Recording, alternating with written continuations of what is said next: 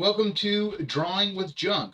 Today we are starting to work on our Halloween coaster designs. Coasters, yes, coasters. They're cool, trust me. I have a couple ideas I'm working on. Getting back into drawing again. It's been a bit. It's getting close to the end of the season, so I can actually start getting back to my art. But it'll be fun. We're doing jack-o'-lanterns. Tis the season. I use a colored pencil, so this is just like a purple, something light. A lot of times I try to use like an orange or a yellow, but I cannot find them today. So I'm actually gonna go with this kind of brownish.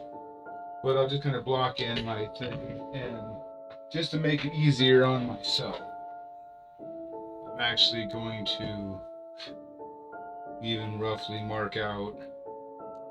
It will be slightly bigger in the end result, because what happens is you get your drawing, you print it out, and once it's printed out, you can just Mod Podge it to one of those subway tiles. And once you Mod Podge them to the subway tile, you then, once it's all nice and smooth and dry, you go through and do your resins. And then once you do your resins on them, they're done. And it is as hard as glass, and it is super awesome. My friend Kendra showed me a few of the ones that she had done, and I was like, that is super cool. I just love the idea. I like permanence in my art. And if you notice, I'm also drawing on a stack of paper. For this first one, it's just something that I've always kind of done. These are all just to kind of gesture drawing them in there, get the general shape and flow and the size that I want. Yeah, and we have a nice little pumpkin. And I'm going to actually sell these as well on Etsy. It's kind of nice because I can look at the up there and the small one and kind of see what I like, what I don't like. Okay, and I'm pretty. Generally, I like the shape of that. So it's a general detail level, and then I'll take this one.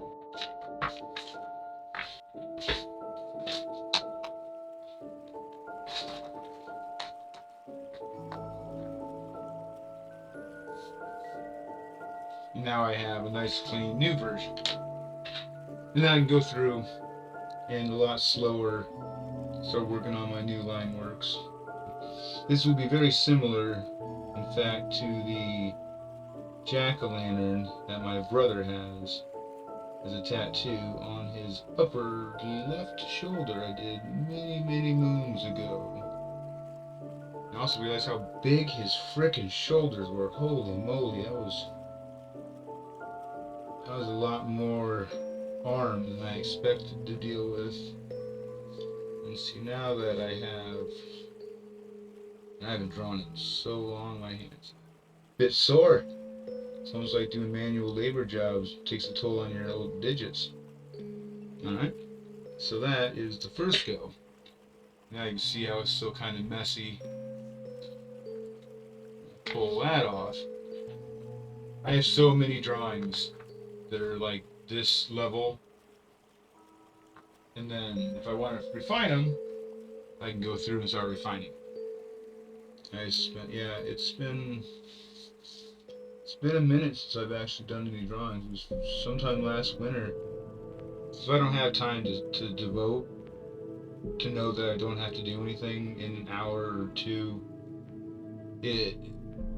I'll lose time. I'll look down and see here a little while, like, oh crap, I've been at this for 3 hours, and I won't notice at all.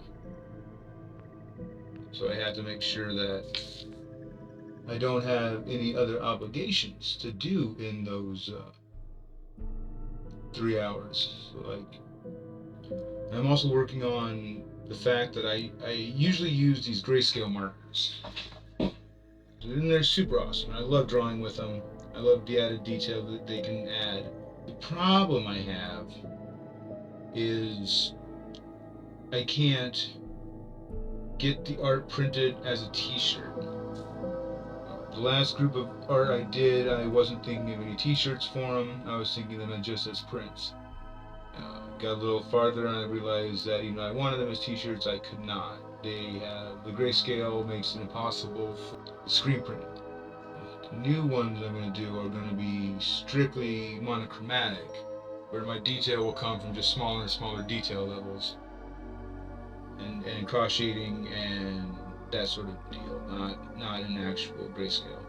And then I get sub printed as t-shirts, which would be fun, because I would enjoy having t-shirts of my own art. But it'd be nice. It's part of my overall reaching plan. It's tries to tie all these endeavors all together. Streaming side of the house with video games and art, YouTube side with the Big Ugly channel and other channels. Like this will actually get, like I said, edited over to YouTube side. That'll be a while. Well, that'll be later today. I'll start editing that probably.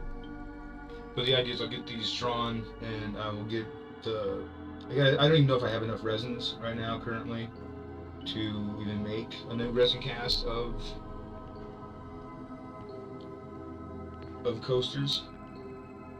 I definitely want to show them being made on the channel. So I like the ants are macro photography of ant head. And after I drew it, I liked it so much I actually tattooed it on my leg. Depending on how I decide to go about these jack-o'-lanterns. For some reason, normally in art you do things of three, but in coaster form, it kind of matches more along the lines of dining room chairs, so sets of 4. So I haven't quite decided if I want to do a set of 4 Halloween-esque inspired things, or if I want to go as far as just 4 different looking jack-o'-lanterns.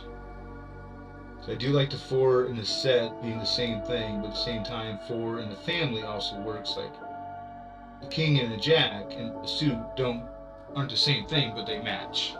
So like, I'm just gonna start drawing, start getting shit done. With the possibility of someone popping in to ask some questions would be pretty cool, but if they don't, whatever. I get it. This is mainly a video game thing, and it's a Monday midday, like this isn't really the best time for anything. Of like random people showing up or not being at work or whichever. And I have my Terror Bears, which I also want to get set up in these little coaster sets, because those things are freaking real fun. Oh hey, you doof! Hey, see, look at that. You not only came and pointed out a problem, you were here to help me remedy it. Now I forget it. I'll have nothing else to say the rest of the time. Got the sound all figured out, and I just turned into a mouse. I start with this. So I freehand with just with a colored pencil, and then I take that and I put my ink over it, and I'll retrace that, and then once I get the general, I'll take the rough in drawing out, and then start putting my line building and weight density, and then I'll go back through with a finer tip pen and add in all my little details for the rest of it. And this is the boldest of the pens I use, which is a little smaller than like a Sharpie fine tip, but it doesn't bleed through like the Sharpie fine tips one do. So if I leave this on the paper for a second, it doesn't want to flow out. And then I started talking about earlier, these are set up, so this is just a porcelain subway 4x4 tile, and you take this, you can print it out, so you can like buy this print off my Etsy store for whatever the digital download costs. Go buy yourself some of these, which are super cheap. Get some Mod Podge, You cut this out, you glue it down to this, and you pour resin on top of this, and this makes a super like strong coaster that you're not gonna ever screw up. And I'm gonna make. I haven't decided if I want to make a series of different jack-o'-lanterns or a series of just family-related Halloween items. I need to have 4 things per set in my mind. If I don't have 4 per set for coasters, it just doesn't work right. So that's the plan of these things. I haven't actually done it yet. I've sold absolutely 0 things on Etsy, but I like this sort of stuff. A friend showed me some that she made, and it was like, okay, I'm definitely getting involved in that.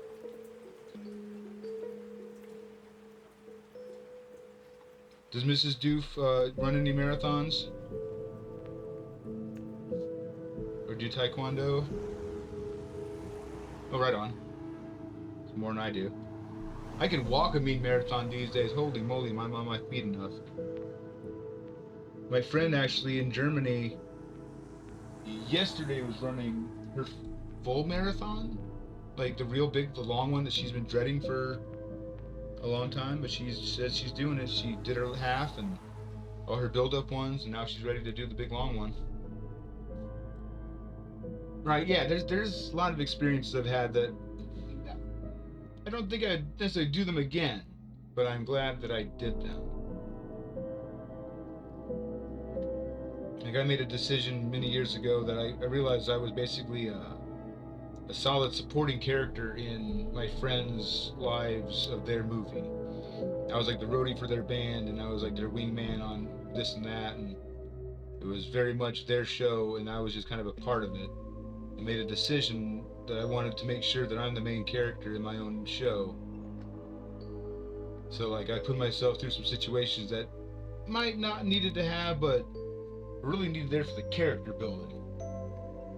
Because as a kid, I always, when I talked to adults and everything, that the scariest thing that they'd ever always had to say would be, "Oh, I used to draw all the time when I was a kid." And it's like, why'd you stop? And they just be like, "Oh, I just kind of fell out of it, and um, this or that, or whatever reasons they had." And then cut to me being early 20s before I joined the army, living on my own in Cedar Rapids, and talking to my friend's wife and her friend, and they both just always did art. They were definitely adult artists, and I caught myself saying that to them. I was like, "Oh, I used to draw a lot when I was back in school."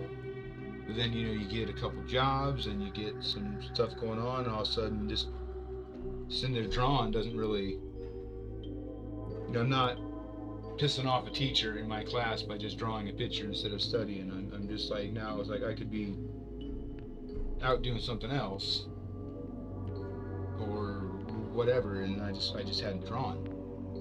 It freaked me out quite a bit, so I made sure that like that same night I went home and I got my paper and pencil out and started working on something, and I've not stopped since. Like, went to the army, drew the whole time I was there, got in a lot of trouble. In fact, my drill sergeant was the only person in my entire life to literally make me do push-ups because I was drawing. I mean, it's his job, that's what he's supposed to do, like I don't hold it against him. But when I started getting art from my art shows going a couple years ago, he had texted me and asked me when I'd draw him something for one of his tattoos. And I ended up doing, I had one that I'd drawn up for a few of my guys who were in the cab with me, and one I'm still planning on getting myself. And now my drill sergeant has a design that I did on him, and it's like the only person ever to make me do push-ups for drawing now has a drawing of mine on their body, and it's like that makes me quite happy. Nice. Portraits are tough. I've done a lot of them, and they're definitely tough to get right. It take a a couple bad shading spots, and all of a sudden looks like Uncle Ronnie. And it's like, oh, did you just can't tell right away. All of a sudden, it's like, oh crap, that shadow on the cheekbone is too much. Now it looks like it's. Well, I'm also thinking through tattooing, so there's not the ability to erase does not exist. I mean, there's always the blowtorch and spoon method, but that's not really viable. Yeah, I want to do once I get more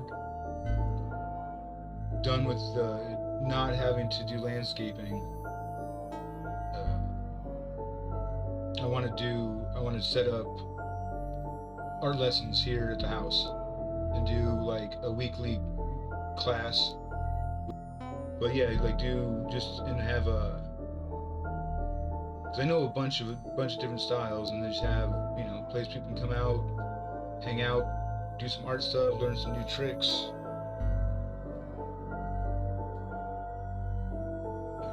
I think there's a lot of adults that like art that don't think they can do it, and I tell them, I'm like, if you like doing artsy stuff, you're an artist. Screw what people are telling you or anything like that. Like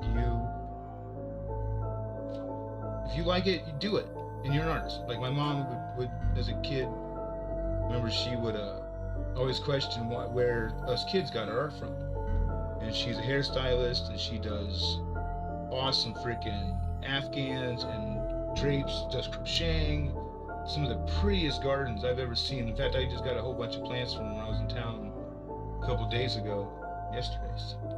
But yeah, I'm like, yeah, all this stuff you do, Mom, is art. Like, just because it's not pen and paper or canvas and paint or any of that, like, it's art. And there's too many adults who enjoy it but have been discouraged. And there's even some training aspect. We learned in one of my college classes that you don't draw what you see. You draw what your mind thinks you're looking at. When it's because you don't even see what you see. It's the human brain's nuts, and art is stupid because it shouldn't really. It's as close to telepathy as you can do. Like, I can make you see this jack-o'-lantern that I have in my head. Like wordsmiths can do it with words. They can describe every nuance. You can almost have a perfect image of what they're trying to describe to you. I can actually just make you look at it.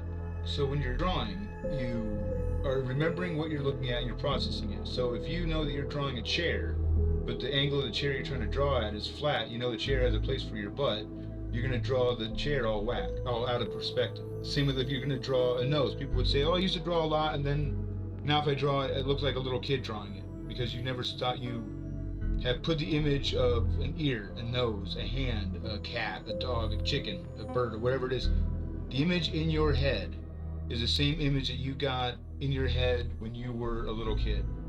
So when you draw the images you saw as a little kid, you had as a little kid. But if you keep inputting new reference material, your drawings will start getting new and better. Because you're like, oh yeah, I remember that one little detail I saw. You add that in there. You added another little detail that you saw, and you remember that little detail. And after a while, like, all of a sudden your art gets so much better, because now instead of one ear, you have 30 ears you pull up references of. And it's really nice. Like, I've given art lessons in my old house. I had studio space in my basement. I had people come over on Saturdays. I didn't have any money for anything good, for as far as like materials, or like there was no kilns, I had no woodworking equipment, I had none of my foundry stuff, but it was fun having people come over and do art together. And this is like a .05, so this is a tiny pen, and I love it. See, none of this is actually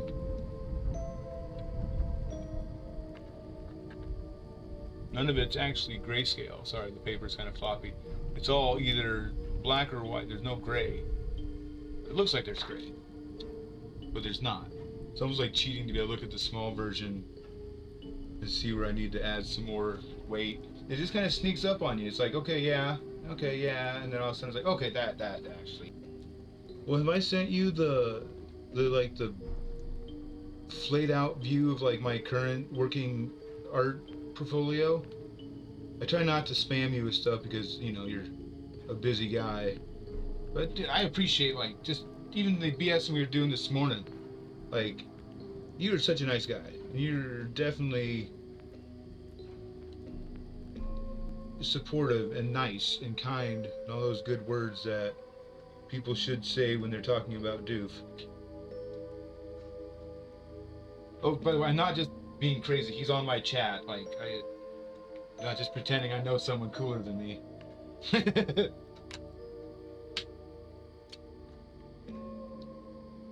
Some more circles, and I think this guy's about done.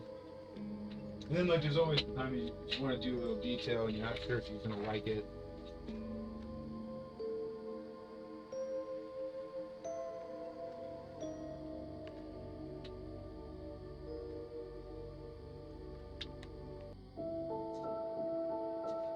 Mm.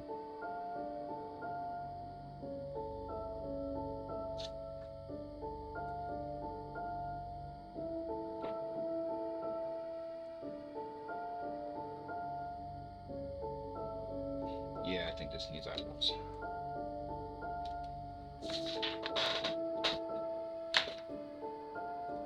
Yeah.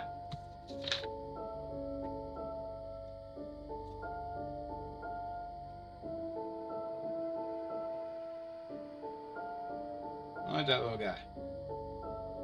Little jack-o'-lantern. What? Alright. That will be it for this first episode. I was trying to cut it down, ran a little long, but I kind of like some of the points I made. There's some things that